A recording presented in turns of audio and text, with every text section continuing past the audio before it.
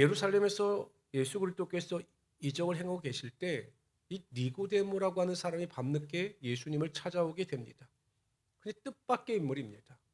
성경은 그 니고데모에 대해서 뭐라고 설명하고 있느냐 하면 유대인의 관원이다 이렇게 설명을 합니다.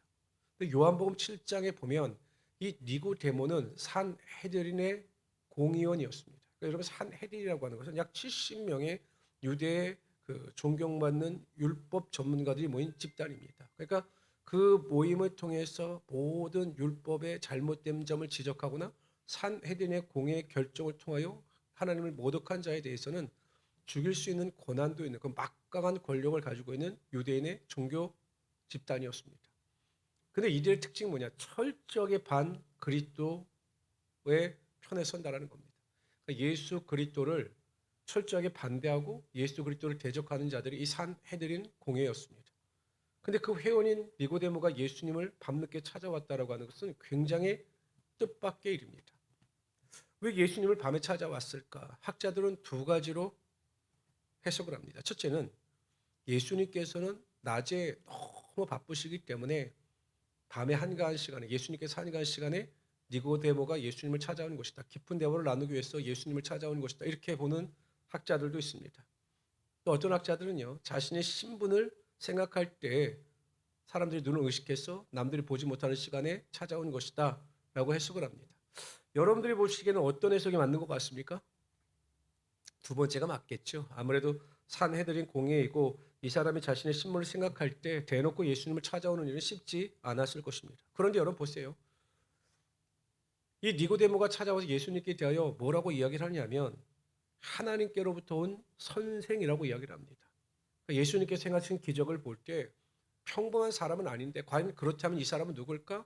그러니까 니고데모가 생각하기엔 하나님께서 표적을 행할 수 있는 능력을 주신 구약의 예를 들면 선지자와 같은 사람이구나라고 하여 예수님을 선생이라고 이야기를 합니다.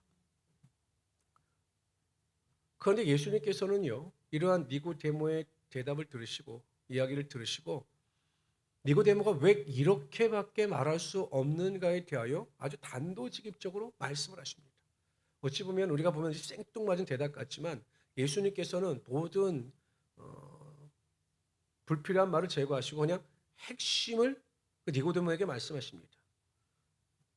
왜 니고데모가 예수님을 하나님의 선생이라고밖에 고백할 수 없는가? 그 이유를 밝히고 계신 거죠. 그것이 3절 말씀입니다. 제가 다시 한번 읽어드릴게요. 보세요. 예수께서 대답하여 이르시되 진실로 진실로 내게 이르노니 사람이 거듭나지 아니하면 하나님의 나라를 볼 수 없느니라. 거듭나지 아니하면 하나님의 나라를 볼 수 없느니라. 그럼 이것을 다시 우리가 해설하면 이렇게 할 수 있죠. 거듭나야 하나님의 나라를 볼 수 있다라는 겁니다. 여러분 하나님의 나라가 여러분의 눈으로 보입니까? 하나님의 나라는 어떠한 영토의 개념이 아니라 하나님께서 통치하는 곳이 하나님의 나라입니다.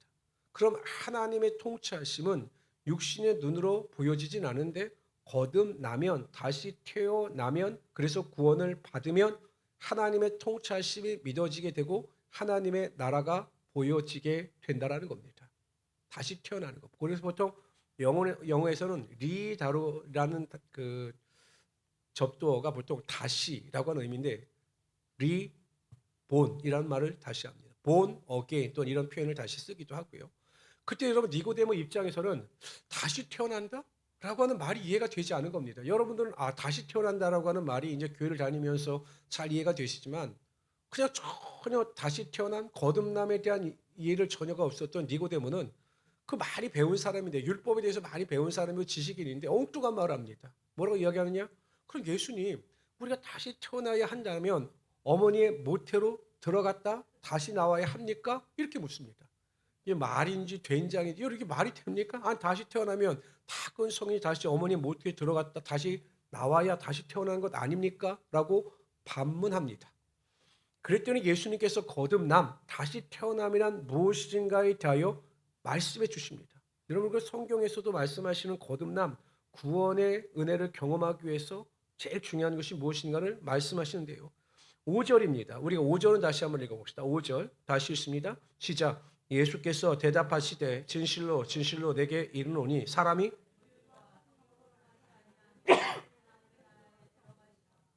물과 성령으로 나는 것이 다시 태어나는 겁니다.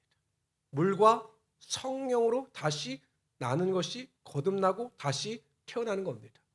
그럼 여러분들 이런 질문을 던질 수 있으시겠죠? 물론 이 요한복음에서는 자세하게 설명을 하고 있지 않습니다. 물과 성령으로 난다라고 하는 것은 무슨 의미일까? 디도서 3장 5절에 보면 이와 비슷한 내용을 이렇게 이야기합니다.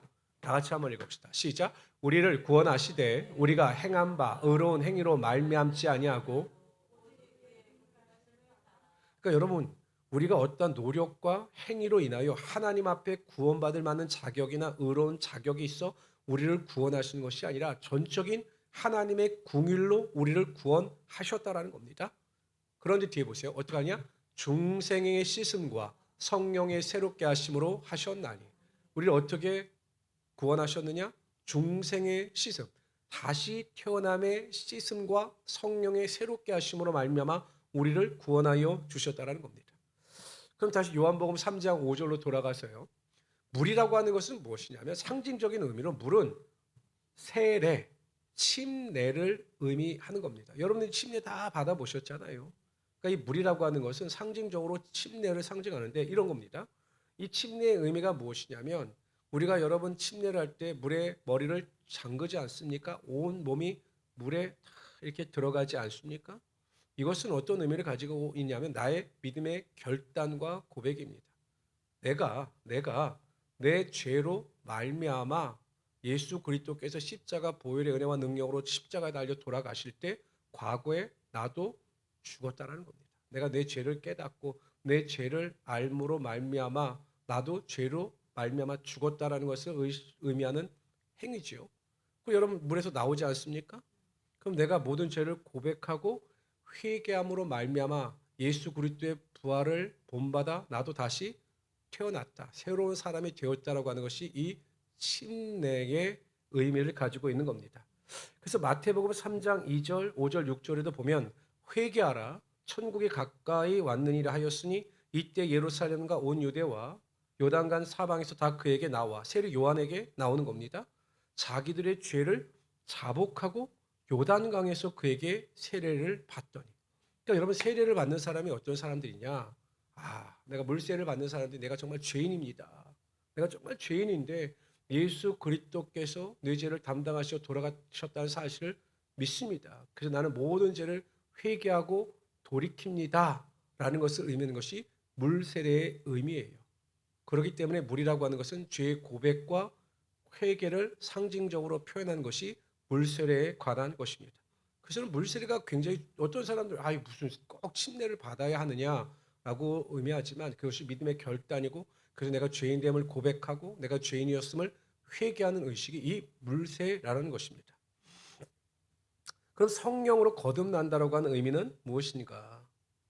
여러분, 우리가 죄를 고백하고 회개하여 하나님 앞에 나의 죄인됨을 인식하고 믿음으로 선포하게 되면 그때 정말 내 죄를 고백하고 회개할 때 성령께서 우리 가운데 임재하시고 우리 안에 내주하시게 된다라는 겁니다. 그래서 우리가 구원을 받아 하나님의 자녀가 되는 순간 우리는 육신에 속한 자들이 아니라 성령의 지배를 받는 영에 속한 자들이 된다라는 것입니다. 골로새서 3장 10절 같은 경우에는 보면 새 사람을 입었으니 이는 자기를 창조하신 이의 형상을 따라 지식에까지 새롭게 하심을 입은 자니라. 성령이 임하시게 되면 우리의 마음과 생각을 주장하여 주사 우리가 영에 속한 사람으로 전혀 다르게 변화가 되게 되어 있다라는 겁니다. 그런데 이러한 우리의 그러니까 성령의 은혜와 능력이 우리 안에 내주하게 되면 우리의 삶에 영에 속한 사람으로서 나타나는 변화에 대해서 예수님께서 말씀하시는 구절이 있어요. 우리 8절 한번 다 같이 읽어봅시다. 8절. 8절 다 같이 읽습니다. 시작. 내가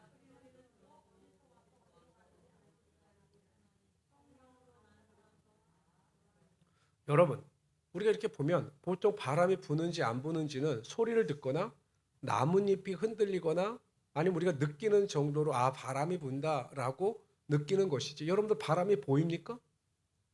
보이시는 분. 보이시는 분은 눈이 이상하신 분이에요. 여러분 바람은 눈에 보이지 않아요. 그런데 우리가 바람이 분다, 바람이 차갑다라고 하는 것은 느끼는 거죠. 보이는 게 아닙니다. 소리를 들어서 아는 겁니다. 성령의 임재하심도 이와 같다라는 것입니다. 성령이 우리 안에 임재하셨는지 성령이 우리 안에 내주하시는지 우리가 시각적인 눈으로 볼 수 있다 없다? 없어요. 우리가 성령의 거룩한 영이신 성령을 우리의 눈으로 볼 수가 없습니다. 그러나 바람이 우리의 눈에 보이지 않아도 소리를 통해서 느낌을 통해서 알 수 있듯이 보이지 않는 성령이 그 안에 내주하는 사람들에게는 그 성령의 내주하심에 대한 결과가 나타나게 된다는 겁니다. 이런 거죠. 아니 바람이 부는지 안 부는지 어떻게 알 수 있어? 소리를 듣거나 느끼면 알 수 있잖아. 그러면 당신에게 성령의 은혜가 능력이 성령의 임재가 임했는지 어떻게 알 수 있어? 우리는 그 성령이 당신에게 임하는 것을 보지 못했는데 이렇게 말할 수 있잖아요. 근데 예수님께서 말씀하시고자 하는 의도는 무엇이냐? 반드시 구원을 얻을 때 우리가 회개하고 고백하여 우리의 죄를 하나님 앞에 자복하고 나아갈 때, 그래서 구원을 얻을 때 성령의 임재 가운데 그에 합당한 열매가 나타나게 되어 있다는 거예요. 눈에 보이지 않지만 구원을 얻은 성도들에게는 바람의 소리를 통하여 바람이 일어나는 것을 알듯이 그 성령의 임재는 그 사람의 삶의 변화와 행위의 모습을 통하여 알 수가 있다는 거예요. 그럼 여러분 이렇게 우리가 추론할 수 있죠. 이렇게 결론을 내릴 수가 있습니다. 구원 얻은 성도들은 반드시 그 삶의 변화가 있다 없다? 있어요. 그러니까 여러분 저는 목사님들 예전에 우리 선배 목사님들에게 제일 잘못 가르쳐준 성도들에게 잘못 가르쳐준 것 중에 하나가 이 구원론에 대한 걸 잘못 가르쳤어요. 무조건 입으로 시인하면 구원 얻었다라는 거예요. 그냥 예배 때마다 입으로 시인하면 구원을 얻는다라고 하니 모든 사람들이 뭐라고 착각하느냐? 나는 예수를 믿습니다라고 하는 순간 구원을 받았기 때문에 나는 상관없다. 이렇게 생각하는 거예요. 그런데 여러분 삶을 보세요. 아니 구원을 받았다라고 하는 사람이 그렇게 거짓말을 하고 구원을 받았다는 사람이 교회 안에서 그렇게 다른 사람을 비방하고 싸움질을 일삼는다? 이게 여러분 구원 얻은 그 사랑 성도의 올바른 모습이라는 겁니까? 우리가 구원을 받을 때 성령의 임재가 있고 성령의 임재를 통한 감동이 있고 그래서 성령의 은혜를 통한 변화가 반드시 나타나게 되어 있다는 겁니다. 근데 문제는 그러한 변화가 때로는 진짜 병아리 눈물만큼 나타날 때가 있죠. 그러나 반드시 변화가 있어요. 어떤 변화가 있을 수도 있냐면 이런 거죠. 내가 지금까지는 하나님을 위하여 살지 못했지만 이제는 예배 중심으로 또 말씀 중심으로 좀 살아야 되겠다. 내가 지금까지는 제대로 살지 못했는데 내가 구원을 받았으니 열심히 기도하면서 살아가야 되겠다. 내 가족을 더 사랑해야 되겠다. 내 이웃과 또 내 형제를 더 사랑해야 되겠다라고 하는 변화가 나타나야 나에게 구원의 은혜와 능력이 나타난 거구나. 이렇게 결론을 내릴 수가 있다는 거예요. 정말 조금이라도 기도해야지. 예배에 참석해야지. 말씀을 들어야지 하는 사모함이 조금이라도 있어야 구원의 은혜와 능력이 임했구나라고 말할 수 있게 된다는 겁니다. 김익두라고 하는 목사님이 계셔요. 아시는 분들은 아시겠지만 이 김익두 목사님은 아주 유명한 깡패 출신이었습니다. 지금으로 하는 조직폭력배 출신. 그 지역에서 아주 모르는 사람이 없을 정도 굉장히 부잣집 아들이었는데 얼마나 사고 뭉치고 얼마나 사람들을 때리고 다녔는지 김익두라고 하면 사람들이 그냥 이렇게 오다가도 김익두다 그러면 다 도망갈 정도 피할 정도로 아주 개망난이었습니다. 근데 이 김익두 목사님이 부흥에 참석했다가 불을 받아요. 성령의 불을 받고 은혜를 받아 전혀 다른 사람이 되었습니다. 그래서 하루는 부흥에 참석하려고 이렇게 길을 가다가 이제 길 한가운데 너무 이제 여름이나 더운지라 그늘 아래서 바위에 앉아서 옷을 이렇게 벗어놓고 쉬고 있는데 술 취한 사람이 오더니 그 바위에 앉아 있는 그 김익두 목사님에게 그 내 자리인데 왜 거기에 앉아 있느냐고 막 두들겨 패기 시작합니다. 아니 여러분 길가에 있는 바위가 누구 게 어디 있습니까? 술을 먹으니까 이제 아무것도 모르고 이제 김익두 선생님 그 목사님 막 때린 거죠. 여러분 만약 김익두 목사님이 만약 과거에 그 습성이 살아 있었으면 어떻게 했을까요? 아니 이 인간이 같이 막 때리거나 아니요 그 사람을 정말 죽을 정도로 때렸을 겁니다. 근데 그냥 묵묵히 맞고 있는 겁니다. 그 사람이 지칠 때까지 그냥 다 맞아줬어요. 그러니까 이제 그 사람이 이제 씩씩대고 힘드니까 더 이상 주먹질을 하지 못할 때 이 김익두 목사님이 그렇게 말씀하셨답니다. 아이고 형님 다 때리셨습니까? 그랬더니 다 때렸다. 그랬더니 아이고 내가 예수는 내가 믿고 복은 형님이 왔습니다. 이렇게 말을 했더니 그 사람이 네가 누군데? 그랬더니 나 김익두요. 어떻게 되겠습니까? 술 먹은 사람이 그냥 정신이 번쩍 들더니 그냥 한 번만 봐달라고 그 자리에 무릎 꿇고 사형 싹싹 빌었습니다. 한 가지 조건이 있는데 비록 술을 마셨지만 나랑 같이 부흥회 갑시다 라고 해서 부흥회 같이 참석해서 나중에 그 사람이 그 김익두 목사님 교회 장로가 되었다라고 하는 이야기가 있어요. 놀랍지 않아요? 그렇게 매를 맞고 아무 이유 없이 그렇게 낭패를 당하는데도 참는 겁니다. 왜? 그 안에 성령의 은혜와 능력이 살아있기 때문에 그 본성을 억제하는 은혜가 그의 삶에 나타나게 되었다는 겁니다. 한번 생각해 보시오. 나는 정말 구원을 받아서 하나님의 자녀가 되었고 그래서 그 은혜로 말미암아 나의 삶에 하나님의 변화가 있는가? 또한 신령한 은혜와 능력을 쫓아 영에 속한 자로서 살아가려고 하는 어떤 그 믿음의 결단과 욕구가 있는가? 근데 그런 게 없어요. 여전히 믿는다라고 하면서 세상에 대한 욕심도 많고 여전히 믿는다고 하면서 원망과 불평과 짜증이 많고 내 입술에서는 하나님의 은혜에 대한과 하나님의 감사에 대한 내용이 전혀 나오지 않고 있다. 그럼 우리가 믿음에 써 있는가? 구원에 써 있는가? 우리 자신을 다시 한번 확증하고 확증해야 한다는 겁니다. 왜요? 구원은 여러분 우리가 이 땅에 살아서 숨쉬는 순간에만 얻을 수 있는 기회이기 때문이에요. 우리가 이 땅에서 목숨이 끊어지는 순간 다시 후회하고 돌이켜 구원에 대한 갈망과 소원을 가지고 얻고자 해도 얻을 수가 없기 때문입니다. 항상 내가 구원의 자리에 바로 서 있는가? 내가 물과 성령으로 거듭난 자인가? 성령의 임재와 능력이 나에게 있는가? 신령한 것을 사모하는 은혜가 있는가를 점검하셔서 구원의 기쁨 가운데 소망 가운데 살아나갈 수 있는 하나님의 귀한 성도들이 되시기를 주님의 이름으로 축원합니다. 우리 16절부터 21절까지 읽도록 하죠. 16절 여러분들이 읽어주세요. 읽습니다. 시작.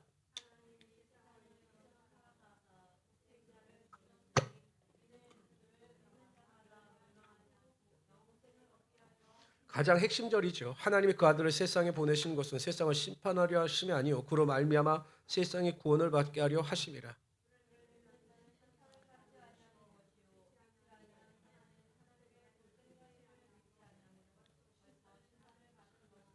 그 정죄는 이것이니 곧 빛이 세상에 왔을 때 사람들이 자기 행위가 악함으로 빛보다 어둠을 더 사랑한 것이니라.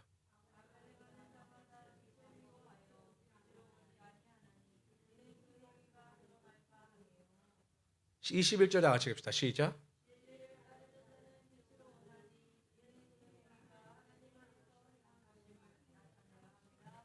거듭나서 구원을 얻은 자들에게 임하는 은혜, 물과 성령으로 거듭난 자들에게 어떠한 은혜가 임하느냐라는 것입니다. 그런데 예수님은 거듭난 자들에게 어떠한 물질의 복이나 건강의 복이나 다른 이 세상에 우리가 알고 느끼는 복에 대해서 설명하는 것이 아니라 예수를 믿고 거듭난 자에게 임하는 가장 큰 복은 영생을 얻는다라는 겁니다. 하나님이 세상을 이처럼 사랑하사 독생자를 주셨으니 이는 저를 믿는 자마다 멸망치 않고 뭘 얻는다고요? 영생을 얻게 하려 하심이라. 영생이 뭘까요? 영생. 우리 보통 영생, 예수 믿고 구원받아 천국 가세요. 예수 믿고 구원받아 영생을 누리십시오라고 이야기하는데 영생이란 무엇일까요? 보통 우리가 이렇게 생각합니다. 영생이란 영원히 죽지 않고 사는 것이다. 맞습니까? 틀립니까? 영생. 영생. 여러분들이 알고 있는 영생은 무엇입니까? 영원한 생명. 이 영생은 어떤 의미일까요? 영원히 사는 것. 또요. 영혼이 사는 것. 또요. 그냥 뭐를 모른다고 그러시 자꾸 생각하는 척 하지 마시고 영생. 성경은요. 이 영생에 대해서 다양한 내용으로 설명을 하는데 그중에 핵심 중에 하나가 이겁니다. 다 같이 읽어봅시다. 요한복음 17장 3절입니다. 시작.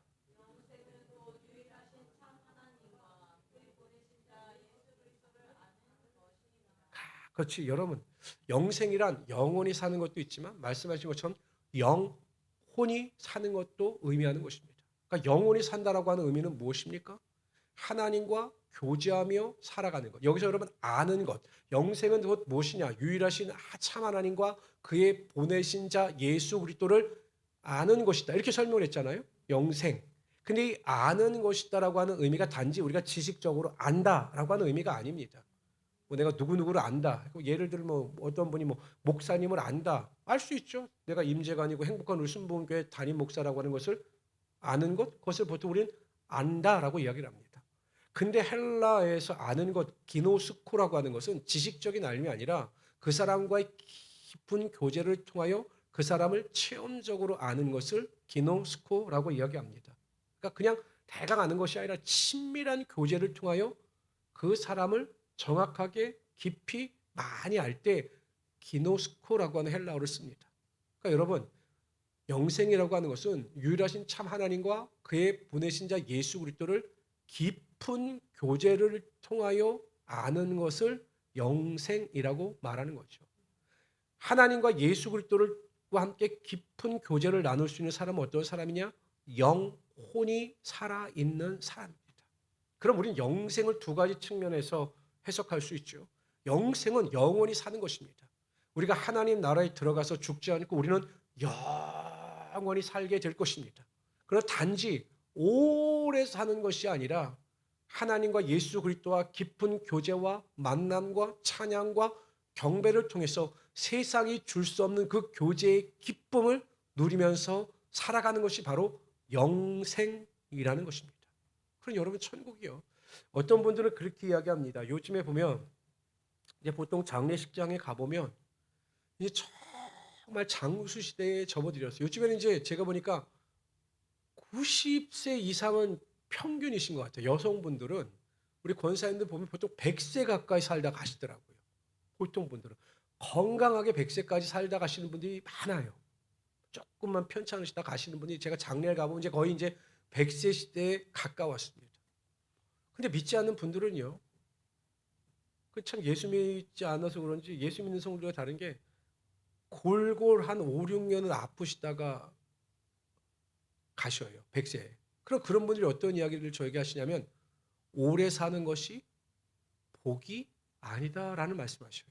아, 오래 산다고 이제 좋은 게 아니에요, 목사님. 정말 막 이렇게 아프게 오래 사는 건 정말 복이 아닌 것 같아요. 그냥 안 아플 때 빨리 가는 게 축복인 것 같아요. 이런 말씀을 하시는 것도 있어요. 그러니까 여러분 영생 오래 산다고 해서 행복한 게 아니라 영원히 오래 사는데 하나님과 예수님과 깊은 교제를 통해서 매일 행복하고 기쁘게 살아가는 우리들이야말로 정말로 하나님 앞에서 축복받고 하나님 안에서 행복 가운데 살아가는 자들이다. 이렇게 해석할 수가 있다라는 거죠. 오늘 본문에 보면 우리에게 아주 통찰력을 주는 귀한 메시지가 있습니다. 몇 절 말씀이냐면 8절, 18절 한번 읽어봅시다. 18절 다시 읽어봅시다. 시작. 그를 믿는 자는 심판을 받지 아니하는 것이요 믿지 아니하는 자는 하나님의 독생자의 이름을 믿지 아니하므로 벌써 그러면 영생이 무엇이냐? 예수 그리스도와 하나님과의 깊은 교제를 통해서 하나님을 알아가는 것. 이것이 하나님의 축복이고 은혜라고 우리가 결론을 내린다면 이 땅에서 하나님을 알지 못하고 하나님을 깨닫지 못하고 살아가는 성도들은 하나님과의 관계와 교제가 이미 끊어졌기 때문에 그들은 이미 심판을 받았다라는 겁니다. 여러분 예수 믿지 않고 아무리 잘 살고 예수 믿지 않고 많은 것을 누리며 살아간다 할지라도 그들은 이미 심판을 받은 자들이기 때문에 너무 불쌍한 자들인 겁니다. 우리가 때로는 그 사람들보다 적은 것을 소유하고 그 사람들보다 뭐 더 많은 것을 누리지 못한다. 그래서 내가 불행한 것이 아니요. 성경을 알면 그들은 이미 하나님께로부터 심판을 받은 자들이기 때문에 인생이 불행하고 행복할 수가 없는 거예요. 어제요. 우리 목사님들 모임이 있어서 이제 가다가 제가 아는 목사님이 잠깐 이제 여러 가지 일을 위해서 다른 분을 도와주려고 아파트에서 이제 일을 잠깐 하셨나 봐요. 근데 그 아파트가 우리나라에서 제일 비싼 아파트입니다. 강남에. 거기는 뭐 외제차가 제 차 같은 경우는 들어가면 아마 못 들어갈 것 같을 정도로 외제차가 가득하고 제일 싼 아파트가 50억이래요. 놀라시지도 않죠. 왜냐하면 이게 감이 안 오니까. 그러니까 비싼 거는 150억이래요. 그런데 목사님이 거기에서 일을 하면서 느꼈던 중에 하나가 뭐냐면 그 사람들을 웃는 얼굴을 못 봤다는 거예요. 웃는 얼굴을 못 봤다는 거예요. 그래서 오히려 거기서 일하시는 분들, 오히려 어렵게 사는 분들이 우리는 매일 이렇게 웃고 그런데 우리가 더 행복한 거라고. 저렇게 사람들 보라고. 우리가 농담으로 그 이야기를 듣다가 아마 대출에 찌들려 살아서 저렇게 웃음이 없나 보다 그렇게 이야기했는데, 많이 소유했다고 많이 누린다고 해서 행복한 것이 아닙니다. 왜? 그들은 이미 심판을 받았기 때문에, 그들의 영혼이 죽었기 때문에 참된 행복을 누리지 못하는 거죠. 그러나 여러분은 미래적인 관점에서 이미 영생을 얻었습니다. 지금 여러분 현재 영생을 얻은 거예요. 왜냐? 아니 목사님, 우리가 어떻게 영원히 살아요? 우리는 죽는데요. 성경은 우리를 죽는다라고 표현하지 않습니다. 우리를 자는 자라고 이야기합니다. 다시 자는 거예요. 다시 우리가 영생의 부활을 얻기 때문에 나중에 예수 그리스도께서 재림하실 때 우리가 다 부활하여 하나님 나라에 들어갈 것이기 때문에 우리는 이미 영생을 얻은 자들이고 교제를 통해서 행복하게 살아갈 수 있는 자들이라는 겁니다. 항상 우리 성도님들이 이런 진리를 깨달으시고 그 은혜 가운데 감사하시면서 내가 모든 것을 잃는다 할지라도 하나님의 구원의 감사함으로 말미암아 구원의 은혜 가운데 살아가기를 원한다라는 고백 가운데 넉넉히 승리하며 살아갈 수 있는 하나님의 귀한 성도들이 되시기를 주님의 이름으로 축원합니다. 항상 나는 행복한 사람이다. 구원을 얻었으니, 이 큰 구원을 얻었으니 이보다 더 축복받은 사람이 어디 있느냐라고 하는 그 믿음을 가지고 항상 감사하면서 승리하면서 살아갈 수 있는 우리 성도들이 되시기를 주님의 이름으로 축원합니다. 기도합시다. 조시 하나님, 오늘 하나님께서 우리를